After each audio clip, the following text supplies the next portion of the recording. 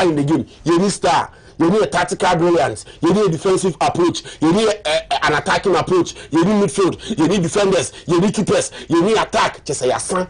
There is your concept. And the old new player, deputy, no more border. Match Ben had a bad side. We don't know. Nothing has happened. I feel only Germany. Player from any move knows. Competitive game now, I watch that player.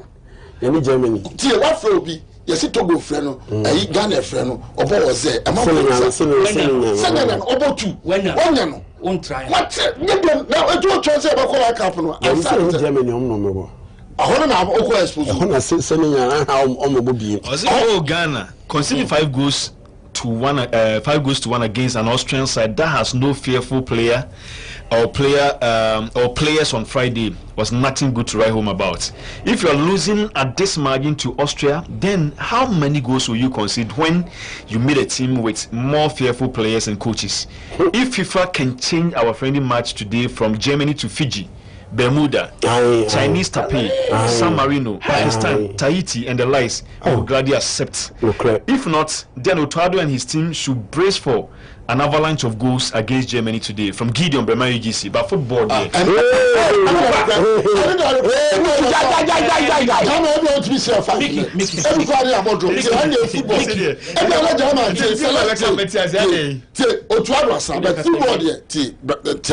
football, and your mathematics. Oh, unti.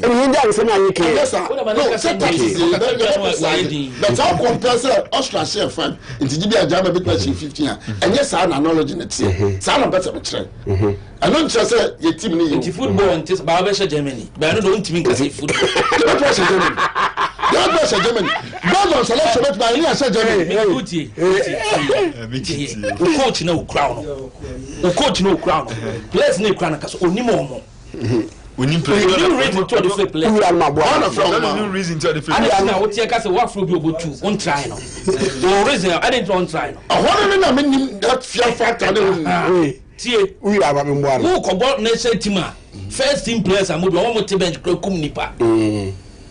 The man so don't give Germany or me the message about seriously. Team no enye. We are having one. Germany. Koba. Me sure we tune in there. O see. Let's play. So I can't play. We are having one. Fred Akase me of osisi bit me Germany a. You say to adu na no. Coach Ghana, esa coach Germany. Aha, so no mo mo hwi. Ai. Fellas were force and the second couple. Akantara. What made you fatu. Nyabutre. Uri ndo ma first penalty ni ba ma against Ghana. Dan so o heady ball na you defend na who to say ya no dey sabo. For Kanodi. Bon ya on heady ball no. Ana get it. You nyabutre. Second, the Chelsea team show Germany forget it. Stop thinking about it. Me say, you team share any country with a big name. From our World Cup up to now. I want me the cathedrals. You intimi share will be a make war records a hamper. Good luck, and it's true. I tell you, Ben Castle, I said, but I don't business with no shooting. And all my temper said, and said, take you. I want me the cathedrals. I'm going to work about community pub bonnet for more so much shower. Only good.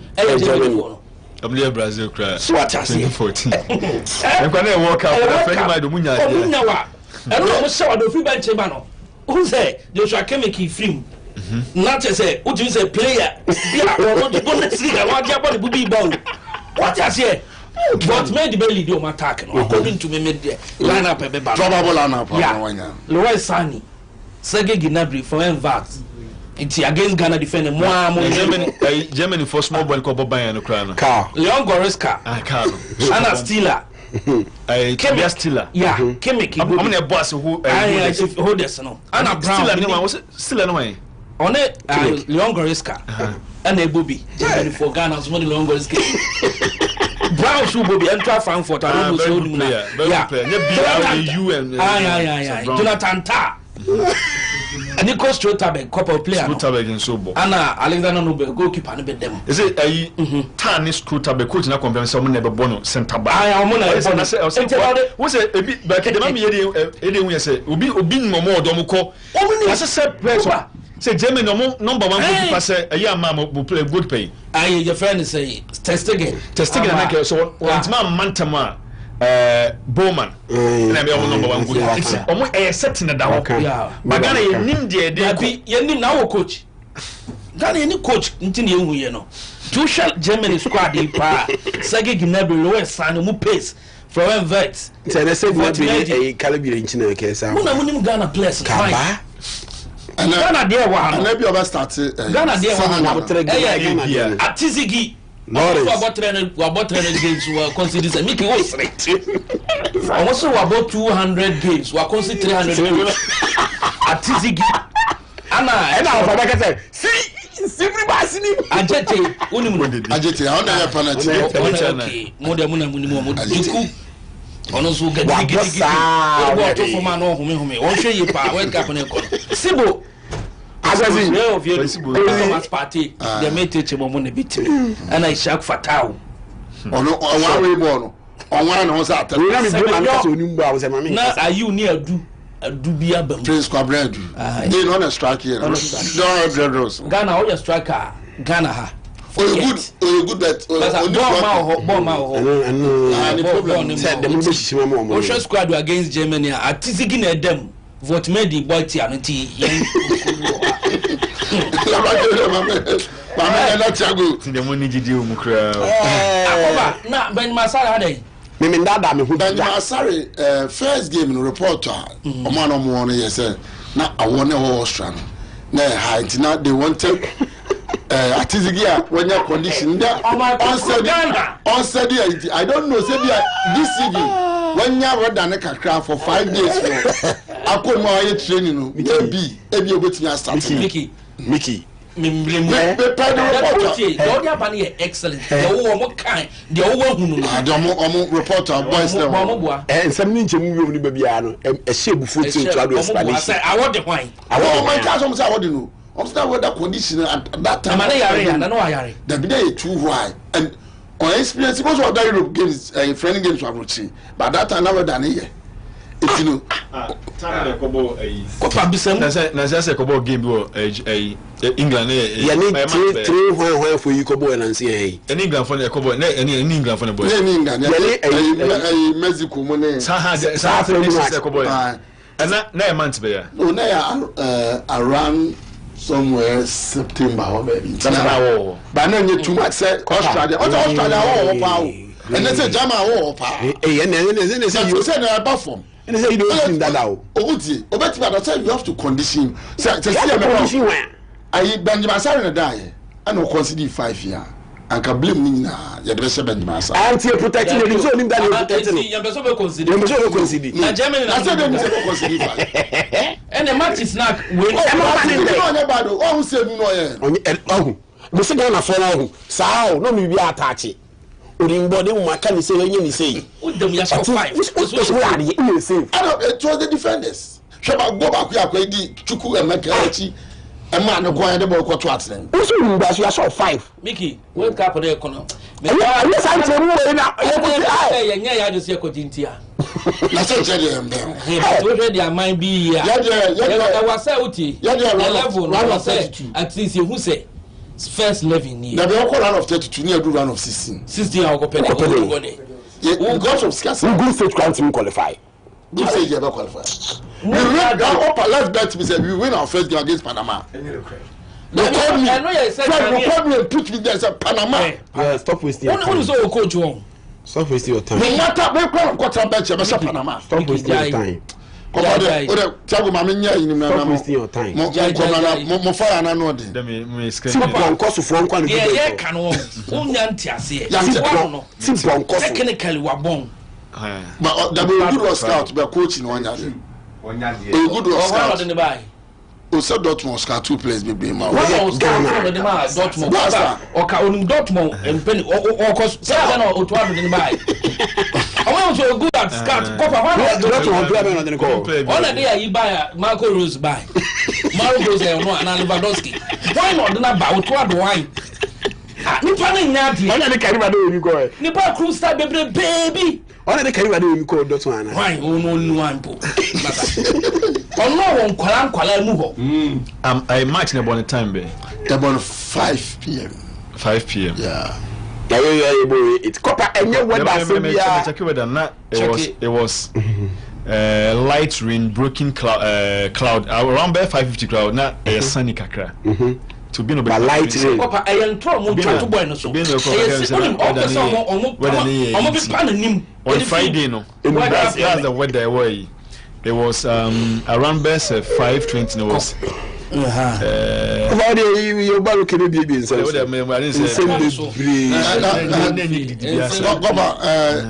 say ya enia manager Felix Maf manager birthday neba boy okay David Kuma Maf of Kenwesi preschool and then when you 5 years okay and then when you David Kuma Maf of Kenwesi preschool and then your man happy birthday if you papa Mr. and Mrs. Maf on Sika FM Jumcro Sika Jumcro manager the Russian Bay manager and can full royal manager tiene Dave o papa say nyimbe penny partner ehye nanimunyam oh and when you 5 years here 75 bit mercy from 550 na me monitor nema so say Easter na man boy Salah boy oh and no so boss ni me ka Salah Salah just answer the question abortion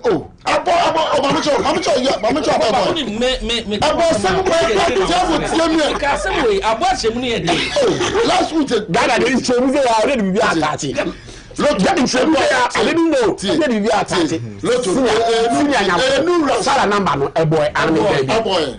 Tambe. About Tambe. Last week in Tambe. Cause Salah would know. You are Friday, Saturday, Sunday, Monday. Or she week. If it Tuesday, Colonel Salah be. That's a Monday holiday in Charlotte. It's a border bay. About Salah day. About Wednesday. Last week we went to Amosala. Yonko. Where's the 590 mobile games. Kid Enely. Anna Jade Abraham na Copper. And you see a profile from an hour today. Monday special. Name mum you say 6 okay. And then I'm the boys no from 2000. We need papa kwa one rabo so me and so unless I want to because the community can one so both for a normal 100 Ghana on Befia TNT no major it's ya double said the new rush abremo code in star 959 hash star 959 hash no new rush no from an opera could see area 1:25 p.m. ya chemo extra 25 first night upon 1 p.m. is 25 minutes account 1:30 near your draw. If 1:30, na Monday special started. And it's like about 7:15 near close. Your mama 40 minutes at 7:55 p.m. The same code star 959 hash. And at the 8 p.m. on your national television.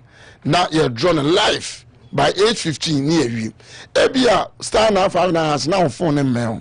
Now be out 2 PC or laptop that also. And here 590mobile.com.gh. 590mobile.com.gh no we twa and ya crash for den yeah I am coach kunu dey you use star now 59 hash say ya mo say ya dey you use a wetimi atwa on tv ase a frey 0308 24 94 77 0308 24 94 77 590 mobile ni ya just say edawonsem na ye wie na se da bi agudie baso o te se bracket Tiago Copa Lebarante enemy akramon na ka blaster jama bo na se da bi ya hwe ma blaster so fi se blaster be di ntwa ayipe new kid on the block better bar and edi hwam edu boys kid bet na ye de no enye gidigidi bia obo star 385 hash star 385 hash unya bo a na akire se agrobe na apese odi me de me pepper roulette so roulette no ntiasia on say okwa onwa okwa game center na uchusu no ma no anwa no hwe movie a Chinese casino no onwa na akoto so king ebi atutu 70 a toss wa e bingo pass bi e be bia go bi e be bia no odi are say start rate for fast ebi also dey ponko no otusu ponko no abet ye boa ama monye skama ene wake up fever ye be ye the kid bet ene ye adwuma ye code no star 385 hash star 385 hash agro no a start ya no kid bet copper Lebarante. All right, thank you very much. And here Crabron Samna. Yes, and Kantawa Kantara as a senior as a Mikiwa and if a bracken so our winner will be our semi permanent say. And then maybe a package and a Black Stars now. You'll be having most of your discussions Hunty. And this is I come around a ban. I'm coming. Yeah, sure. In some degree. And some of the day to and the cake and winning. You better never winning so. You Alright, you don't come around. You come around and imagine something. Take what I can tell us. But I was saying, oh, a radiadum. As a passer, the new kid on the block was in tea. What the sending in my tell you, I am come copper and their stories. Dawson, you have a bonita, black side. I can't say analysis in the beach not Black Stars in the time. Baby, you said it's a Bappin Swakasa. I'll come from Mokarin team to 2002. Squad neighbor. Nina Zufianum. Who's have Koromo upgrade, you know? There's all my upgrade. The Honsam Nina Beba. A month for Jayo Majuma. I see so. Yeah, the Honsam Pinaba. So we am coming.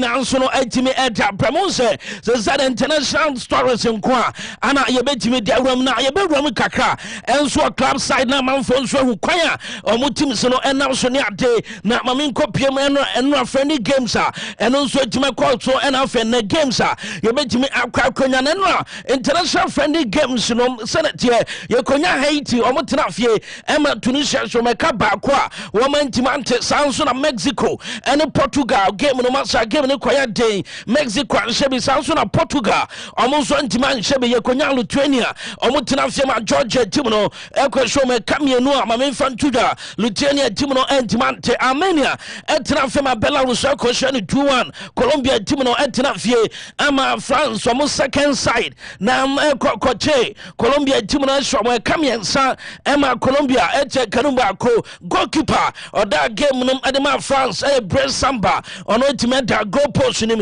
ye konya Pierre Kalulu ono e board man France jiro no ye konya Brantia ye fe no Lasorix ono so time bobe ye konya Lucas Hernandez ana Lucas Dinya we mu ye defenders Didier Deschamps said coach tima ye from Colombia finfo no ye konya Zara Emery N'Golo Kante Dusari Dwe Brantia fe no Yan Cherky ye konya Brantia ye fe no Akaluchi ono so time Marcus Thuram ekoli di attack enti Ousmane Dembele Kylian Mbappe enya do munyina tima start game no go ketike omunyina start game no from the bench masa France na set team no ano shiye papa omo second team no etima she kamiensa edema tima yam Colombia ntimante Marcus Thuram eshe go Dusari Dwe eche 2 goals edema tima ye from France omo NS team no sanso na okopia memfantu dwa tima ye from El Salvador omo kobom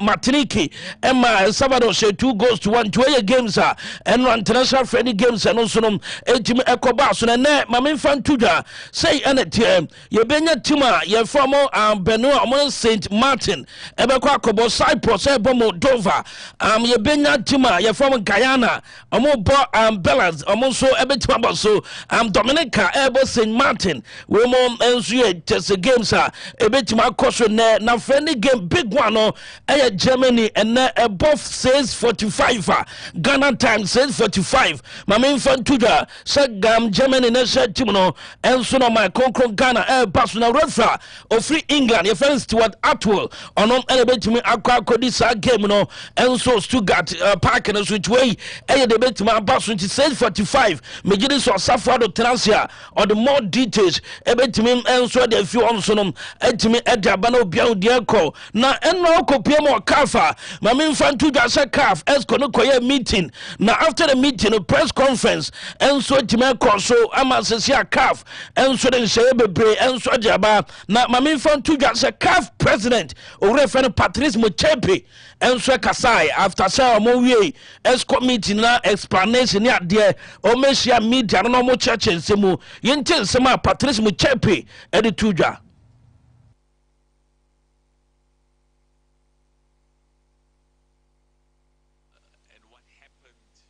final match in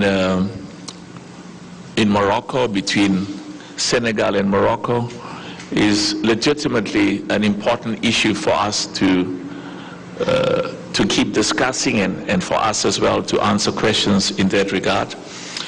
But what we want to overemphasize is that matter is before CAS, and which is the highest decision-making body for football in the world. We will respect and implement whatever decision is taken by CAS. But CAF has got 54 nations, 54 member associations on the continent. And we will continue to engage on this issue, as I said, whatever questions you may have relating to the final match, but we now have to put that aside, because there's nothing more we can say that is not contained in what I have said previously and what CAF has said, and in this document that we are issuing to you and which is on the website, because we have to continue to do the work of developing and growing African football. We've got lots of competitions that are currently underway, the CAF Confederations Cup, the CAF Champions League, the Women's AFCON is coming up, and very, very important, the FIFA World Cup that will be taking place in America, in the US, and in Mexico and Canada, and we have to give support to every single one of the African nations that will be going to the World Cup. Okay, and Tiano some Patrice Mochepe, Ninsamo de Kotuja Namasa, or say Timsa, or more our World Cup, now say Afghan Timsa, Elcobo World Cup from the show support, and Diamond Team Biamas and more Biawase Calf, and so the support to Timsa, or for Africa, Copium World Cup, no, or Metime Edia support Tomo, now Kabifa, Senegal, and Morocco, and some more says, Yasamano, a quite Copium or Cass in China, or Metime accounts MP, and Oyen Sama, or Reverend Patrice Mochepe, Edituja, na Enra, as committee, and women fan to that, say, Ukopiema, Swiss. Congolese ora your friend of Veron Musengo ono so no eden wako step down unso no na ye general secretary Edmakaf omo ekuno enna papa no say enya dia obetimi aye general secretary juani biom eni gwase ne ya doso nto ora your friend of Veron Musengo omba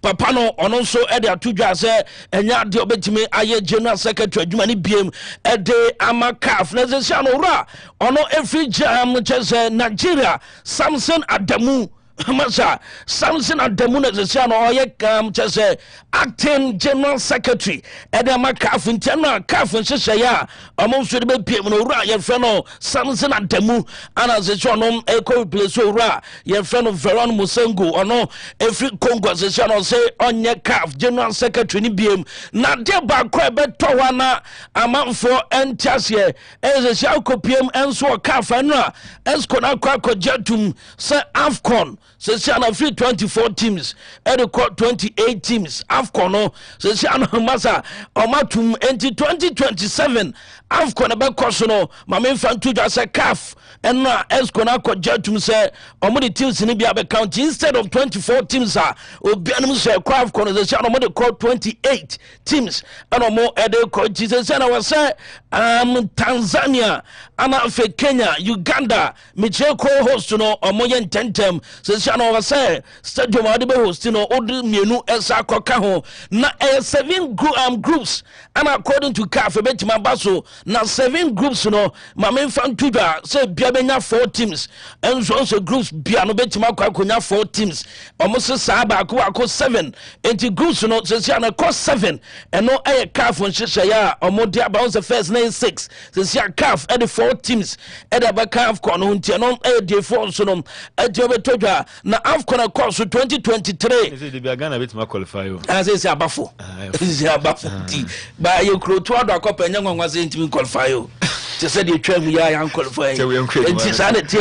Now, Uncle Piemo Calf say, says Shannon said, Cote d'Ivoire 2023, Stadium Amadayano, na a 6, and Morocco, they call 9. Massa, it's a Shannon co host Kenya, Uganda, and I've Tanzania for ourselves speedy up. Nia said, Calf, Eden Shano, Edia, Bawujema 2028 AFCON, still about 28 teams. Na Calf, Escona Jaba, so Europe or more Nations League, 2029.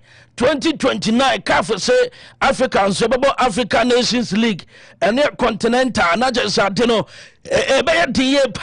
finance November 2029 enti UEFA Nations League so say Africa yenswenya African Nations League eno the CAF nhyehyɛ yɛ monsonom etimi de ababe 2020 we your road map CAF nsono etimi ehwɛ na yemfi wɔ kakra na yenkopiem enso Germany unse na Germany ebo against Ghana na ehun pin nsono kopiem wɔ Germany ma memfa ntudwa say probable lineup no ukopiem Stuttgart mpatemo Berlin dia and some more can say said the besiako goalkeeper your friend no better goal post nim Jonathan Ta ebebe Nico Stretterberg ebetima gina Joshua Kimmich and Brown Bejna na ukofifio yanya Leon Goretzka abrantie fen Stiller betima ginam Osaka de Stuttgart na nimono yebenya Lois Sani Galatasaray Sergei Gnabry ebo Bayern Munich and Florian Wirtz Osaka de Liverpool and Fortmede Esiakan and the Matima ye from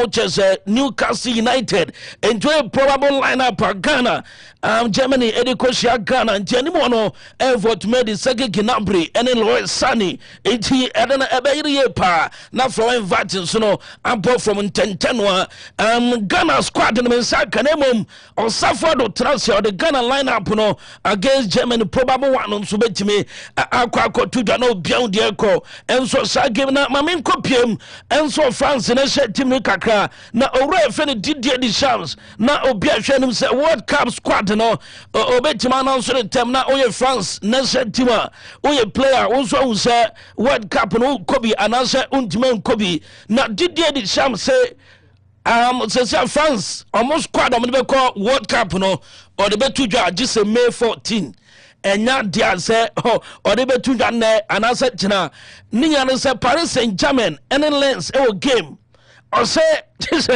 obo sa game ni wie na injury ama na bibia nsia ansana May 14 or the France national team final squad omo de call Germany na abetu dwa na France squad ne die ano den hey Copa say one France squad no hey serious squad no more no serious hey anodin na okay enti ebehwe enti ukopie mu a eno ye May 14 ana Didier Deschamps say or the France national team final squad no eba betu dwa na Kylian Mbappe ka sembi minim so no ya adwen ana so no nya adwen Kylian Mbappe say the Blues omo current squad no ewo more potentials more talent than 2002 omo call and finals omo Argentina cowboy no tie o minim say ono ne ya adwen a Kylian Mbappe say 2022 World Cup course wa kata Argentina kwaje France squad no omo current squad we ewo talent ewo potentials e sense our squad no kopa ono ne ya adwen na say dey yentuma tifo na by 2002 no more squad but Kylian Mbappe Simasa squad we are not sure it say 2002 there no 2022 yes 2022 sorry 2022 there no and no ensema Kylian Mbappe so no e dey akotudwa na yenkopiem e wo Tottenham enra Omapom coach I go to the a long overdue. Now I say Omapam da eti enra ana penifon so den letter e share in some say see ura e friend I go to the Omapam no edna fi bobo kuna so mo pe coach e obetimi abe caretaker e dey ma Tottenham Hotspur na report am say come player your friend Ben Davies akwa no obobo ni nyina no or sa eye coaching course enti mo hwe say currently ono ebetima take over na ono as a player, as a coach, now what my coach Tottenham Hotspur to you know, different so etimi abetoja basa. Just from man Lewandowski, another 1 year contract. Now 1 year contract no, ni sika no or to say who na aba for manyasa or muntimi man contract for eti basa offer 1 year contract extension edama Lewandowski. So on 1 year. 1 year copper. Enti anonso ye de efi won so etimo copper. My main fans ni na say utwado semono ye bika. Yeah. Na San Franco Media Institute sebra. Na besua de opese oyen sentro ni se ne ametia mi ye se ne copper. E host program ni nyina okwa ye betima show say ben news writing and casting na San Franco Media Institute. San Franco e wo Bantam Bia National Health Insurance office on opposite so around Sabeka San Franco Media Institute. Na de channel say oba ye betcho news writing and casting say otna say kan news no say TV and radio ni nyina na ebetimi aboa na bibia nso etimi akoye diamao sanso ana ba bibiti say cinematography video editing social media publicity ni nyina San Franco Media Institute awofo ne mo pese mo ma ensentwa adwuma ibi no mo form nko San Franco Media Institute Bantima High Street with the free 0244 705 112 Copper Lebarante. All right, Tiago, interesting. Another was say, the ugly truth is Ghana has no coach. Ghana has no coach, so the entire team is impotent. God have mercy. Gideon Brema UGC. Ghana team. Any coach. Was any coach? Enti a coach now to bench one day was so impotent. I say so be a one idea man. Yeah.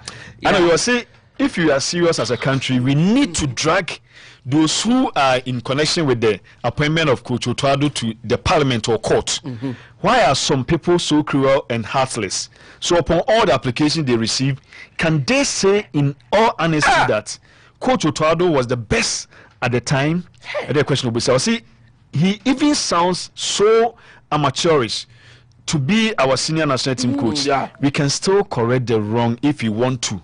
We never learn. Victorious callings. Copper. There's a message you in so about. Also, you how to say be bien in it. Wasn't a casa crowd so applications on Moji and Aquani business and to one of your best. On the best. And no one the buy the team say local and Malikuj is all to be by Sanford. What, sir? I don't know to be by. What are the ideas according to ye no? I just what ideas.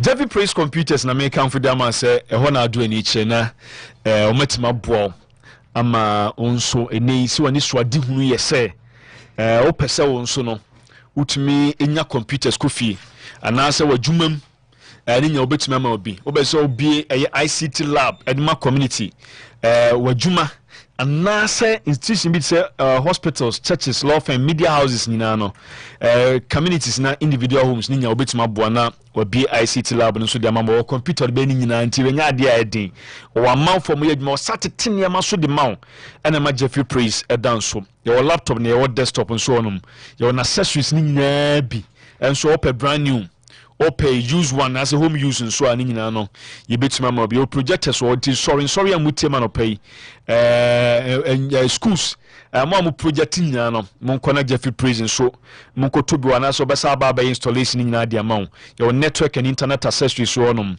CCTV cameras na pa so wadwuma na pa dia abo ana se wo fie be bia de boy be bua pan ba be so bi ne bobo enso e dia ma your flat screen televisions e wo honum monitors nsi wo bi ti TV no ene makaji se ti kopatwam TV na nse me kwa Jeffrey Praise mo se me TV because I'm sisano because we TV na abano a ma kondo so we TV ene so TV nye u TV ani nye fe u TV etikopo na sare hwe Black Stars match wan hwe ya wakoma betimate on boys breaking news betimase fio nti message se kwa Jeffrey Praise na o ma TV papa the original home use phones aba iPads any tablets aba so the tablets bi aba me so bo na 1000 cedis per tablet what aba brand new kopebito e mane nsanyaw manya de se nipa etogu so no nya ade geto to so kopebito na intumi emo CCTV cameras maka wan say better installation the amount you update windows you upgrade computers e Jeffrey Praise Computers aswe and our accounting software wadwuma na wabie no be ma software supermarket no ya ma software cosmetic shop no ya ma software bitima boa ama wonso etimi de aton ne mani ye nationwide delivery Ghana ba bia obia no ye be deliver at the amount ye say free consultation and our computer sense so etimi sa repair the amount your Bantama High Street ye ben GNTC ye ni Unity House ana edi hwe ne mu me so for Jeffrey Praise Computers e was 0244 026203 0244 026203 na woni ureye di nkomona watumi aboa ye pentina dama ana ye dey foreign stories no so e dey buy me so beti no message aba Black Stars won sensem makaje so beti no voice note aba utwado beboa yem kope coach fufro ana say players na modemon so ani me so betimi a record the voice message e dey afa 0544 24 4040 0544 24 4040 na do adwin chaba me peme me obu ha se me pemebo to so far de bra 0544 24 4040 to person test bit in the aba person record the voice message and as a voice note ubetimi so de nina de aba na yetuma kenkan nina nso e de amount live on Sika 89.5 730 sports no asugu so awuti e de message so far de bra na yintumi enso enkinkan na se yintumi embo emma na wo de ba udin baby a wo kasa de frinya no voice note de ba na yabo enso ediamant fa de bra na yintumi moma brake wa sei brake yengu ansenu kakra na mini baby ado de nefa iwi ana afi ye bra local stories no na de wonyina nso yetumi de atuja but before my we was say was it good morning Sika Sports I'm say Bismarck of ultimate team Black Stars gave Ghana one of the worst performance in recent times against Austria which has gotten Ghanaians upset with the Black Star technical team and even calling for the head of the team's head coach. In 3 matches against Japan, Korea, and Austria, the team has conceded 10 goals and scoring just 1. The technical team need to up their performance against Germany today, or witness another Bochum disaster, or something worse than that. Greetings to the hardworking and to Senior Sambu, Sika Sports till I fade away. And yes, Bismarck and so there no. We will see even if 50 countries are to go to the AFCON, Ghana will still not qualify with this impotent GFA, Mr. Du. And this our message. People are so furious about the performance of the Black Stars. We're just saying, good morning, boss. Thanks for the good work, and we thank God Tego is back. Was I think our Black Stars are just not up to the standard. Aruba, na the fair Tonsudum pass by Benjin Sudim every fences area. Was also folks should blame the goalkeeper. Look at the horrible mistake he made that led to the second goal for All Blacks. This is unbearable. Greetings to MC Achimangwa Biaja South. Honorable wisdom of saying Buama. When you say hi Copper, Otado is the perfect man for the job. We will beat Germany today by 3-0. Go Black Stars from Attacker Femino, Asawasi, and on so every day abano pay. And I win so say, when I say good morning. My fellow Ghanaians, I'm Evangelist Captain Thomas Sankara Squad. Kudos to Kodoko for picking at least a point against the Ghana Stars last Friday. Last Friday, I told you that Ghana will lose the game by 4-2. Not because I hate the Black Stars, but because Coach Otado is no good for the Ghana job. Another disaster is about to happen again when we come face to face against the Germans this evening. Draw masters haven't seen anything yet. Now they have drawn 13 times. It remains 7. They will always lament, especially Coach Didi Dramani, we Captain Thomas Sankara and so they are the abano. Brake you ransom no. Papa you ransom no, but Yansanchi BBRB. Mighty man, France have bought 2 World Cup friendlies. And in those 2 World Cup friendlies, the beautiful aspect of these wins is the fact that only 2 separate squad starting 11, and then they bought these 2 friendlies on the winning. And on our Facebook screen, it means you would have the squad at France at the ball up against Brazil. Now be saying squad at France at the ball up against that is Colombia. Okay. A 2 different sharp squad. And then up against Brazil, we winning by 2-1. Up against Colombia, we winning by 3-1. And so we heard the opponent they are just not any other opponent with due respect to others, but Brazil, a cathedral when it comes to that is world football. Colombia, a force to reckon with when it comes to that is world football. And just any other country. And France in Oma Bar, use 2 different squad sets starting 11. Your ball Brazil match, you starting and up against Colombia 1-30. And then Biaquin was starting. But my boy with the names, and I say the name okay. And that's what I don't know. Okay, my member have from okay. I didn't say a one man one should be Buama. The all can what to see. Yeah, the rest of them say. So time we know thinking here in Pan and unfortunately, it's just unfortunate. But at Facebook, I didn't say any friend Betuama. Okay, up against Brazil. Theo Hernandez and about the left back. Daeto Pemicano, Konate, and about the centre back. Malo Gusto of Chelsea and the right back. It was Mike Mignon and a Edema that is France. Adra Rabiot Aurelien Tchouameni were the 2 pivots. Okay. Ekitike operated from the left side of attack. Ousmane Dembele operated from the right side of attack. In between 7:30 Sports. Michael Olise. Up front was that is Kylian Mbappe as the number 9. When you line up the boy up against Brazil. Okay. Up against that is Colombia. Samba and Edema Lucas Digne operated from the left. Lucas Hernandez, alongside Lecoa of Crystal Palace, Omiunu and Ebo as centre backs, and then also Pierre Kalulu, who operated as the right back at Omo in their defense line. The two pivot was that is Unai Zaid Emery. I also Pierre Kalulu started anyway. Ewo defense. Up yet. Okay. Because Lucas Digne ball left. Lucas Digne ball left and Kalulu ball right. Okay. And Kalulu ball right. And center back ni Hernandez, Lucas Hernandez, born as a centre back. Born as a centre back. Okay. And then Anobo Lecoa okay. of Crystal Palace. Unai Zaid Emery. N'Golo Kante and about the two pivot. Okay. Operating from the the left of attack, Desiree Doué. The right, Akluche. Yes, a ball from the right. In between Omuinu was Ryan Cherky. Up front, Marcus Thuram. It's Utiedina. The Obo Brazil game now started here. Was the same different. And the amazing aspect is that Minina Omuini. And Amameka say Omuini just against any other opponent. But for Brazil, they are cathedral when it comes to that is World Cup. For Colombia, they are more or less a force to reckon with. Just say, Uyubia, one in a book game, Obe Bre and San Why Day, Washington, and Nina on Brazil, France, and Fala up against them. And Nuichi, Anna Kelly Mbappe, the captain of the French national team. Oba Bekase, so Tanasi didn't know head this squad, the Woho, Edema France. No, for the 2018 or more the World Cup now. Or GD is way more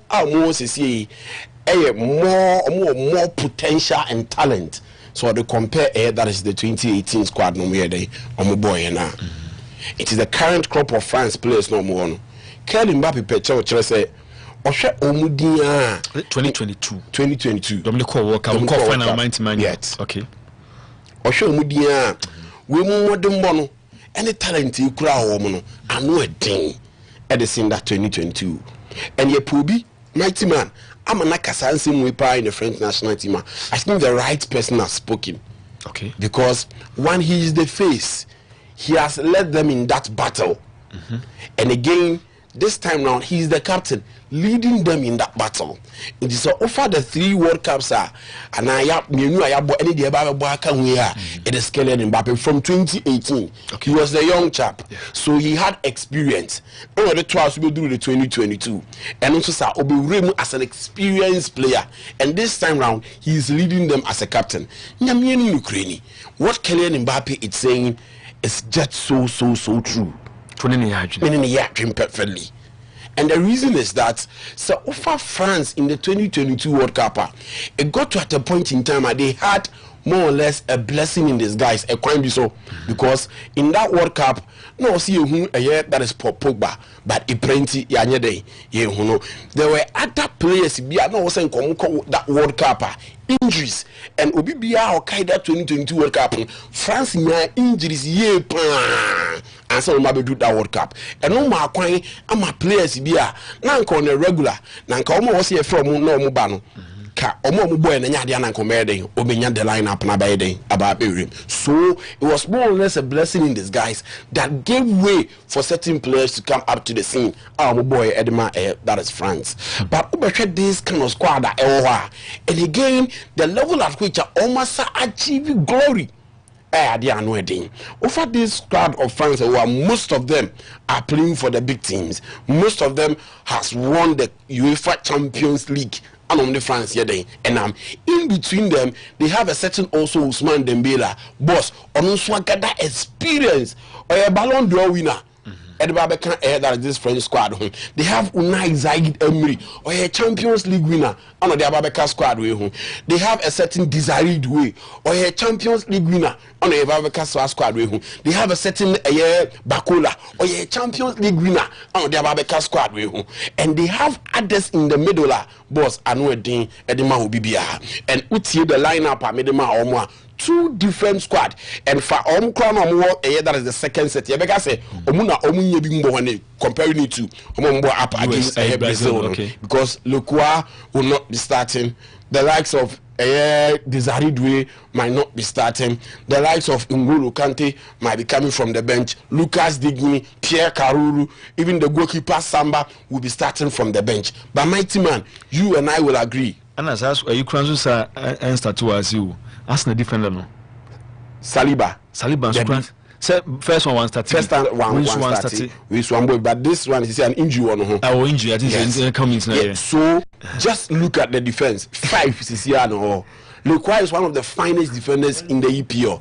Mebekan won some last season. Fine player. And Aobo.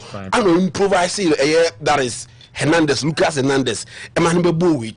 So even the ability to improvise Lucas Hernandez. So on the pair Lekwa as a centre back up against Colombia speaks how the French national team about that talent and in some Kylian Mbappe. Okay, no.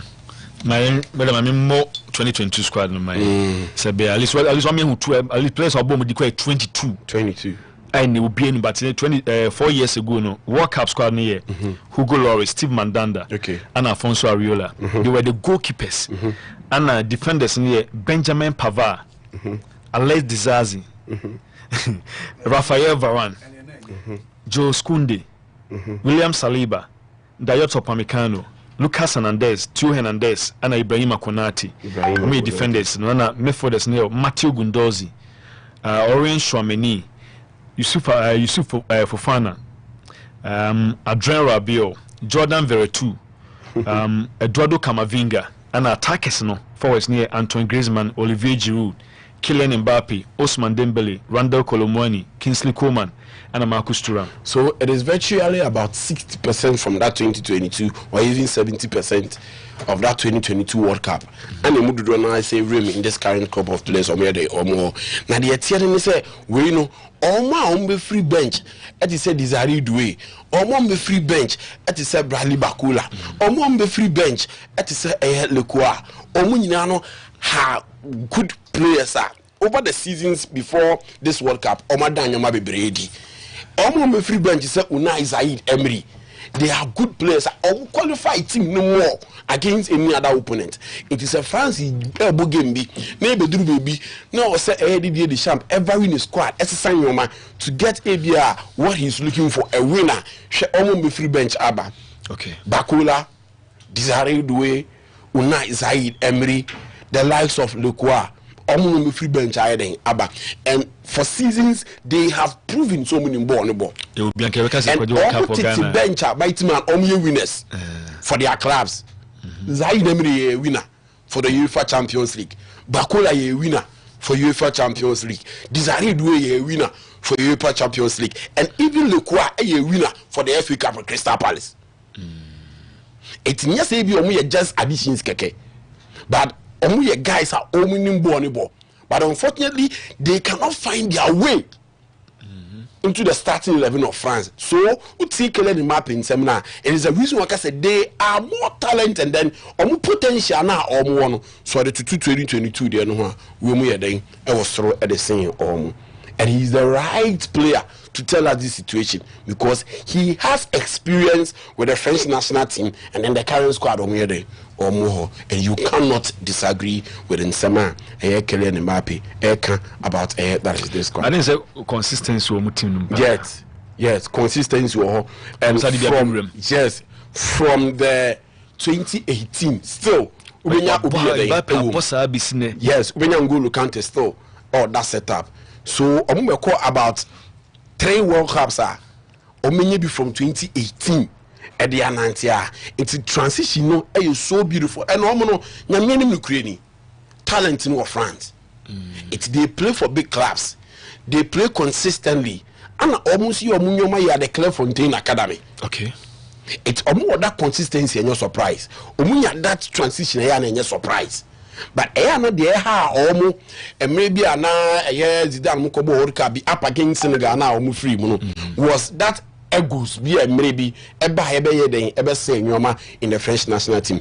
It was that loyalty be na that time coach in Nigeria said the previous World Cup no more in that is France 98 no say or Anna Omo 2002. Yes, in 2002. Okay. But the name Nyoma sister. And in say in 2022 it was more or less a blessing in disguise with injuries there then. Eba man Krofobia omo 2018 no. Omo ntibia nko 2022 World Cup ni bi.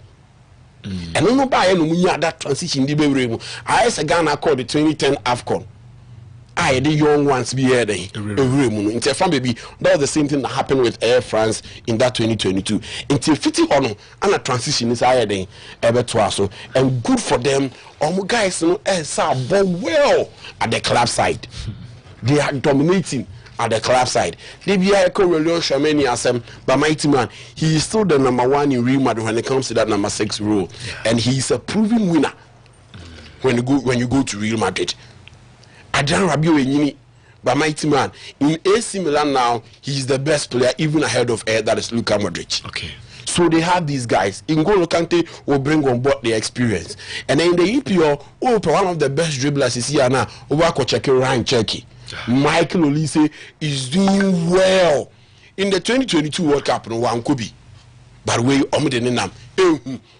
any other country be obeshia and then he will be operating as the number 10. And good for Didier Deschamps and the French national team. In his club football, Bayern Munich, Vincent's company, this season, we're trying in that number 10 role. Okay. So the attack, whatever Mayano in Michael Olise, Ousmane Dembele, Ekitike, and then also Kylian Mbappe as the number 9. Because you have Olise, Mbappe, Dembele. Omne belly di attack. Omne taking so nti eno sa no say obo 4-2-3-1 na say be kwa koye one belly di attack no. Kylian Mbappe di na say Dembele be boy free the left side of attack. Dembele be boy right. The right side. Na Michael Olise da eyechi. To show how we share Brazil. Yes, Brazil national team need to say so no matter green who to be na. But almost actually say almost sword that squad no as a sign up against Colombia. So it is a clear point of improvement, and what the France national team is, it is not just about names, but and they are playing day in and day out. Meaning baby at the attack we Mbobi from on club side, because in even Liverpool Ekitike nearly goes the man. Michael Olise is doing so well. Ousmane Dembele got injuries, but say available there for Paris Saint-Germain will be entering to know. Kylian Mbappe, LED goals no the man almost that is Real Madrid. So Manu Musa we now Kase last time I Kase as the Sham Enya method ni. So is he getting it right now? He's still trying to work out on it. Okay. He's still trying to work out on it. And baby here is here no I remember about the 2 pivots no. Okay. Aurelien Tchouameni and then also Adrien Rabiot. And where did you the difference ever from 2018, 2022, and then also World Cup here Babakono. I say this time around we need more fluidity in midfield. Okay. Because almost about the 2022 for most of them was a year that's compact and then rigid, which was Blaise Matuidi and then also N'Golo Kante. Okay. They play a similar style of football, just that more energy. Okay. So then more tackles and then making sure say release the ball no at the amount ahead that is for Pogba, of which from any angle Pogba bet me allocate a player up front. Okay. But we know midfield and I say pivoter you're good when it comes to ball transition, when it comes to linking up. In say ABR or imagine normal find player back anybody can release anybody up front. Okay. Adrien Rabiot and Aurelien Tchouameni. Okay. And again at the up goals ahead of Blaise Matuidi and then also N'Golo Kante. Okay. Black if I say man can be a beam. I didn't say France didn't the why you money because I'm bypass more can but kid you me pa. My intuition me the make half on kid to be on say I'm potential more even the 2022 squad no e do final until then ombedru no e hono na me hwe hawa e bi sia oh Tottenham Hotspurs. Into munye no dey ntimi nka potential na yi na potential onti no potential dey yaka to achieve the 2022 for no 2022 ekono aseme ya can be o say France na beje but eventually no say am so with the potential and the all kinds of more on paper there omaje no squad no there they will be the number 1 And when some chief discuss it, no, I change the whole 11. How about another 11? Now form a favorite. But and they say, oh, you're narrative for Fra. Over some about the France national team. They have a squad. Squad. You compare the 2022, we have potential and also that. I would have share you see a movie and saying. Also, they were no more cover until they met Spain. Yeah. And I'm saying, I have France once say, when they are not with the ball, they are without the ball. And how papa.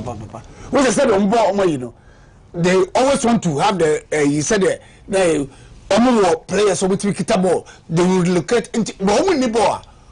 How do they perform? And the that is their challenge. And another challenge is the centre backs, the regular centre backs of Joe Modino, Konate and Opemekano. They are not the regular centre backs. He said, "Oh,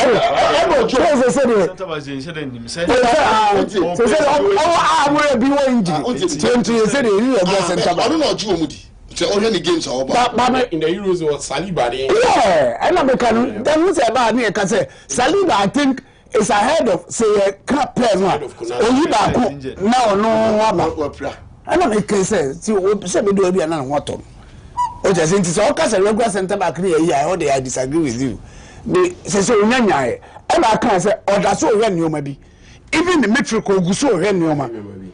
Because I'm going for you know, the squad, no, dear. So because of my dear, and you know, because everything 22 players were first set a movie, now second as South Colombia. And you know, in South America, see, I said Brazil, no, Colombia were going into to do something to redemption. No, they are doing something. Went to me, and then say, bro, I for now you come on there. Maybe I meet him a bit my home. Spain once again because Spain for born no all my will be unya born no other there we be twa pass na kono e born na we na we twa pass I just told him from we takia bre some of on there o yaba ya o yaba muze bente o jata be we wan dey there o ye for the club side maza cover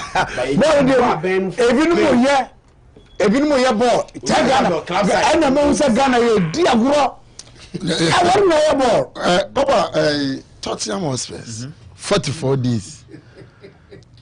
I go to the Oko. And Papa, Obazo nya one win in the Premier League. They say Spurs are 1 point of the relegation zone. Benya omontrans omompe an interim. Na say ka season ko we ebo World Cup we are. They should go back to Pochettino. Talk to him. Say, on Samra back. No, US. Yeah. So after the World Cup. Now, US for some. No, says the national team. About World Cup, we are just tournament, you know. And commodity because with US, you know, only now results we are in Korea, no. I wish not to say this again. But Tottenham situation is it about coaching? So share the list, the number of coaches are. Malawi for Tottenham. Now still, team clicky. And the other time we catch it, we say all those coaches share all previous performances, and some of them joined Tottenham. Thomas Frank, any day.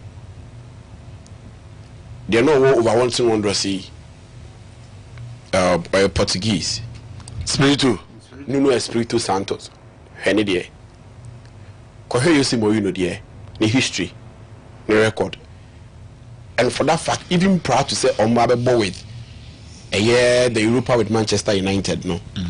Not you see more do drew a final on Mopamon. And some Ombabe fa coach and then Muabe drew the board the Europa final with PSV. And Omuninano had good records with their previous clubs. Doing well, has the experience. Edinton Amauka will say Kase, Omunko back go for Pochettino. Because he has the experience, one with the club and one with himself. But what issue it is about how certain players are have failed to live up to expectation. They failed to live up to expectation. Ivis Bissouma joining them from Brighton and Hove Albion was a top-notch midfielder. Yeah. But besides, ever since joining a year that is Tottenham, will leave it up to the day man. The answer is no. Dominic Solanke from Bournemouth joining them was a top class player. But Bisa Omo, so we need thank you. No. The free Everton by Richarlison joining them from Everton was a top notch. Bisa Omo say all joining home with me live up to expectation and no. When you go to the events, even Vicaria, this is the modern marker form. Joining them in the Obe Room, living war, the season year baby, so I the performance I had the same manner. No. Javi Simons joining them from Leipzig, but also joining them in the performance I had the same manner. No. It's more or less players this season. Players are only two so pass, only do the next level, no, from Munyading, Andrew. It's the answer is not only in the fact say or say another coach say ever, but the answer again will lie on the fact say these guys from the Tottenham Hotspur players they are also supposed to live up to the expectation. Players from conform buy and no, but they still not be able to replicate the net that home Tottenham been 14 and so but because me name any other coach. And I suppose that's how far back Jim. Yes, for me, you go to the here. Now you do name Fatan. No. But before you go to the, almost after Pochettino, my Jumani, including the Napoli says ye. Napoli, Antonio Conte. About Tottenham down. I read about Tottenham down. Now, come about places. Once I mean, one person, because injuries and fan cast, even when Kudus joined them. Early stages he was Mohamed Kudus performance or the man West Ham or the buy. I'm say omo abubo mudin na injuries are how one way in the other. I'm net like I said injuries have Tottenham. At a point in time they were faring well before an injuries in mind. But Sebastian, you cannot sack all the 22 players or all the players. In Sebastian coach only a check result. Tamana to the over. Name say it was the points between money relegation zone, it was quite good, but now the above from number 1 point. No team and a better answer. But telling from a lot of coaches deserve be more and more. It will require reports to Shandike about take over. May can't be opportunity because more coach, I'm fire coach with me. I'm must stay in the league. Get them the results. Talk to Pochettino because. One should like any acquire Casa base will be or the EP on him. No, not down first. I think so. I'll get the name and give it to you. No, not him. Okasa. No. So that can when okay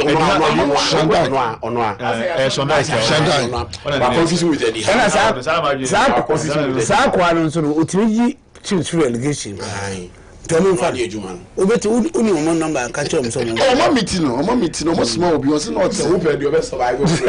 Sunday. I know so can afford to be not baby no so what pap be per actually na. Tottenham fan be as so your penny say dey by say you call you need you in our team to say that. See that me go Pochettino did because now what happened to me? I don't know. And now why age. Lampard offer. But Redman. The deal crabo. Oh no, the DNA no. Well, the DNA be who advance. Yeah, you know why I want Pochettino because only how we see the fairy tale story. They nearly won the Champions League against Liverpool, but based on the selection, really. And a man go for the winning is also the trophy. No, only the man of car said nearly needs say, and the decision he was having a team without Hurricane and with injury. Then came to the final and a long time on mobile. But throwing into the game as a son. Yeah, at the game. You could see Van Dijk. No more now. I don't know about no be as a correct decision. People will say, Harry. I don't know about. Be as a but you are doing well. That nobody can say, oh my, but starting him in the crucial game, Liverpool defender. Only 1998. Yeah. World Cup final. Yeah. So can Ronaldo. Yeah, better call guys. Sir, I'm not sure say. You always play the trump card. You play the trump card. Far. Uko baby. Cause I never couldn't imagine. But only Ronaldo played it through to the semi-final. And before the final, I said, "Oh, Yare." But yes, so I know Yare. No, Yare. The semi-final, I said, "I said, no, so Yare." But where they're not more game for more. That's some getting more. So quick. That's my can you know. What they compare on Ronaldo, they are different. Have you hasn't played for about 6 games in the Champions League? And Lucas were doing well. They against Ajax, look at how he did the comeback. And in the final, you or your trump card that you manage it. And Pochettino did well at Tottenham. So now say Enyama air quite so. Oman can't. I want someone come. A trust but necessary. And then that is why I say it's not necessary. Oh, he says, you have some okay, Pochettino then. See, I to or you will be you free relegation. Relegation after and I'm about to die. You don't get my point. You don't get my point. Who says you call World Cup? You be really giving me. And me, it is a Pochettino. How am I? And you know the boss. See how many? That to be almost free one. Looking at his pedigree, you know. When we get to the bridge, we will cross it. It's almost probably your offer top notch coach no be you almost free one. To get I'm go for top notch. Session that or top notch coach be no call baba first side. Session that omba. That's on the top notch coach. Oh in the EPL. Oh massa.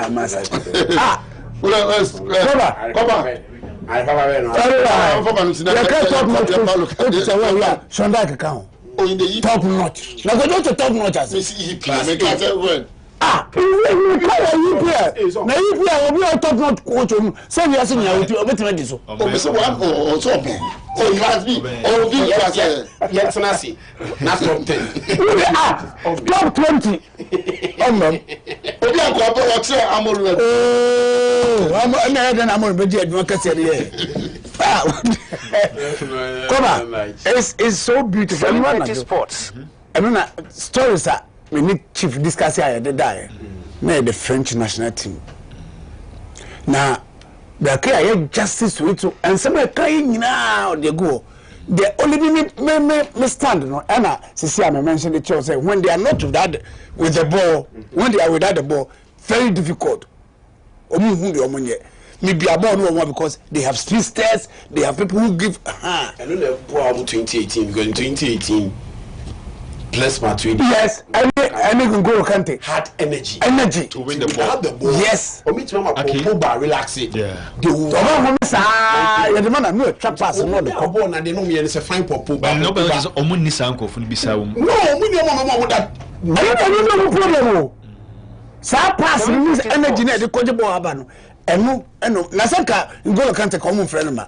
But they have realized that there's nobody who assumes that much energy like he does. Kopa.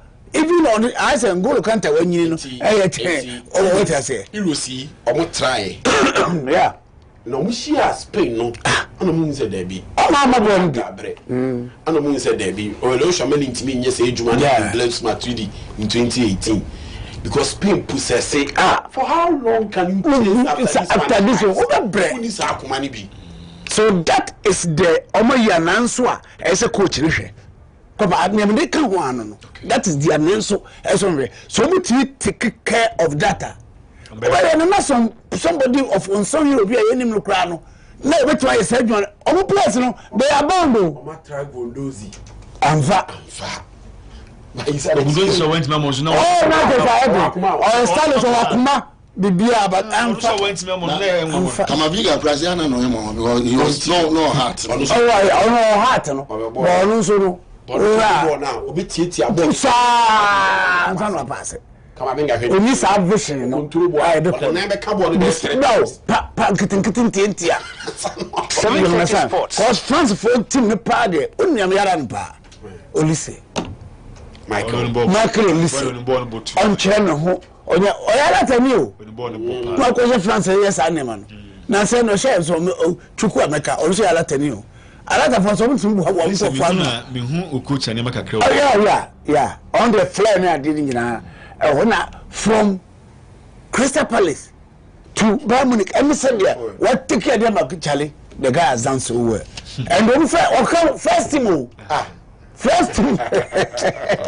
first team player oh my idea oh shot players are ekoni o ma babeshima they are almost there in film na mbo Ghana ne qualify World Cup no stage no France yeah Nyankopon boy France ne Ghana France Nyankopon nipa onu so ne obo bia on ne bo bia ate obo bia na men kasa na Ghana na ne wo ye ya na ufu se Nyankopon aya na ya mo yesa mpo ni shia obo wow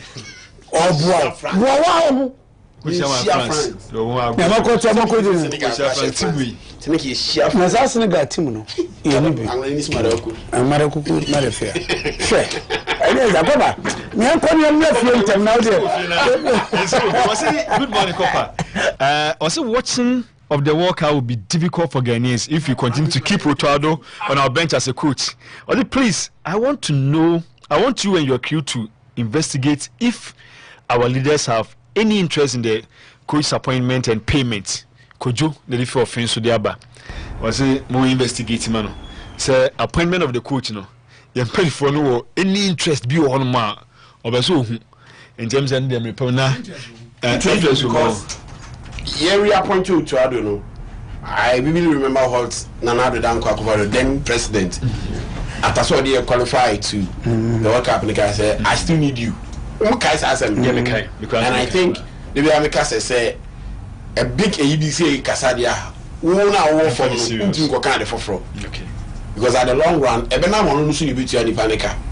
And the question say in coaches' appointment, yes, FIFA and political influence, but in name a back Africa won't mean there without the government. Okay. Because at the long run, they call the shot. I will tell you, if you depend on one, and two go influence you, yes, I'm a minister in the friendly match. No matter how powerful, no matter how powerful Trump is, I don't make a no matter how friendly match, say, so be minister apart from Ghana. There's a England called Match, or more president. Who my president? They do know, baby. Yeah, go. Take his sign out of the place. No too much. No matter how powerful Trump is, only influencing the US national. One year, and then you was all my bomb, brother. No, my dear, so I buy the big crowd, Cadia. Okay. Achuma kwa ngoma Royal Bank in the nature na. To enti se nei se utema no pay dia na se obeti no magijuma na ometima ball savings account abeso bi susu savings account current account as a fixed deposit ani nyom betima bi dia amount and omo sama loan you susu loan on your